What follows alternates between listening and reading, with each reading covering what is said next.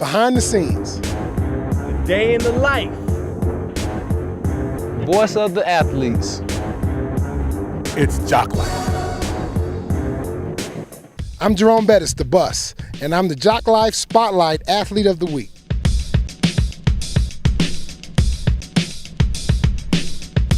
What's up? You're watching Jock Life. I'm Megan, and we're at the youth football camp that's part of this fantastic weekend, and I got to catch up with Jerome Bettis, Super Bowl winner, future Hall of Famer. How did the kids do today?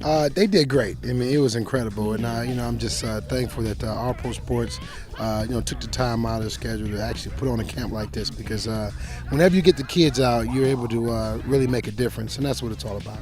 And what is it that really makes you want to get involved with the youth, and give back? Well, I was a kid once, and I was in the same situation, and there were some people that were gracious enough to give back to me, and they had a camp similar to this, and I learned an awful lot, and I'm so thankful because of that, and as a result, I try to give as much back as I can, especially when it's a football camp, because I was one of these kids when I was their age. Mm-hmm. Well, you gave a great speech at the end. It was very inspiring and very motivating. What can you say about how the rules of football apply to the rules of life? I think there's a lot of similarities, and I think the game of football is much like the game of life. Mm-hmm. And the key is competitiveness, guys. You got to compete. You got to be willing to put it all on the line, because that's a life lesson. It's not just a football lesson.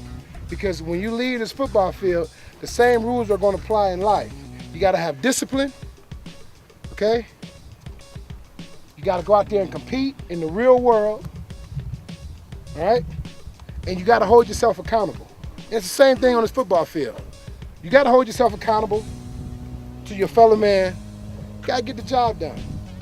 And so I really think there's a lot of rules that apply on the field that if you can take off the field, you're going to be successful. What is life like for the bus outside of the NFL?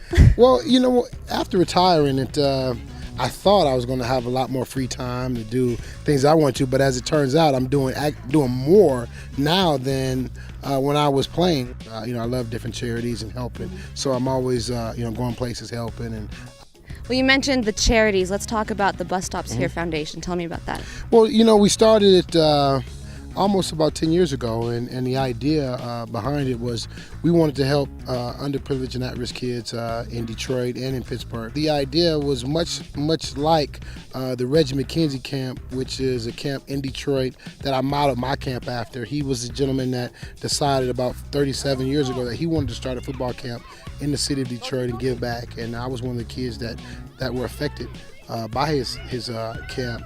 And we've been helping kids in Pittsburgh and Detroit, and it's just been it's been great just to see the kids benefit from the work and the kind of the fruits of your labor. So it's been great. And what about the Cyberbus program?